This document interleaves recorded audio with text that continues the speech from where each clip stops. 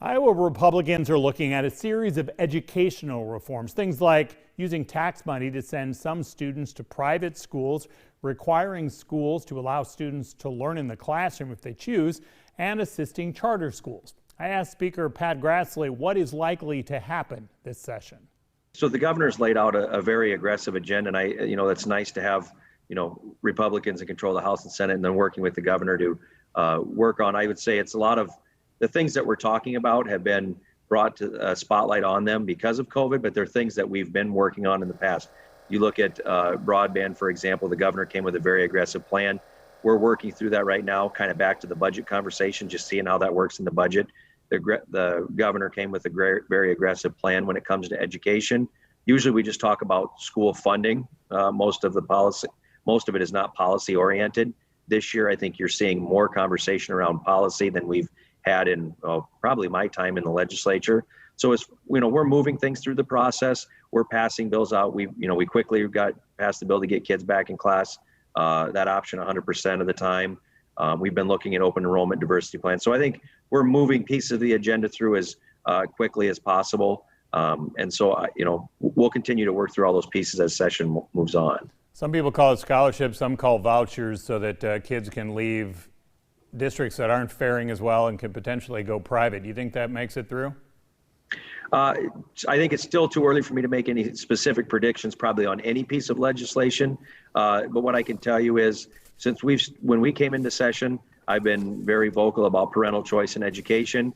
And I said everything is on the table, and I have not changed that position, that every piece is still on the table, whether it's the governor's proposal or anything else. That, parental choice in education means a lot of different things to different people. And so where we're at right now at this part of session, I think all of that is still a live round. You have some members, the Senate has some members that are concerned that throughout this pandemic, the governor's emergency authority might be too much, that she or any governor could do too much.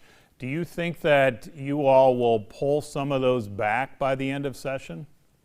So what I've said is first that I would think, and I would want to say this on behalf of the caucus, but myself more importantly, I think the governor has done a great job. She's done a great job with leading us through something that none of us had a playbook for. I think she's done a great job from keeping the legislature in the loop as far as the decisions and the cases and what the next step always looked like. So I think she's done a great job looking at that.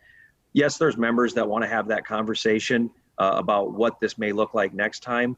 I've been sharing with the caucus, and I think the caucus is in a position right now where we're still working through the pandemic. Let's let the smoke clear a little bit. Let's everyone take a step back, take some time to review what we've done instead of just addressing each thing while you're still in the heat of the moment. So I think right now the best thing we can do is just take a step back, identify where some things may be that members and the governor, that has to be part of the conversation, the legislature with the governor, and see what that may look like. But I'm not convinced that right now where we're at still in the pandemic is the right time. To back up for taxes for a second, you think anything can get finished? It's such a complicated thing to try to do more tax reform. Do you see that happening, or is that going to be a multi-year thing to figure it out? As far as tax reform specifically, I think whatever we do on tax reform, I think the priority is going to be obviously reducing the tax burden on Iowans, at the same time doing it responsibly the way we did in 2018. I think from House's perspective, we'd like to advance some pieces of policy. I don't know what they may be at this point in time, but I think you'll see us using a similar mold than what we did in the last tax bill. The speaker will be back a little bit later for the Quick Six, including what advice his predecessor gave him. But up next, a statewide pharmacy leader shares the challenge her industry faces so that you can get a COVID-19 vaccine.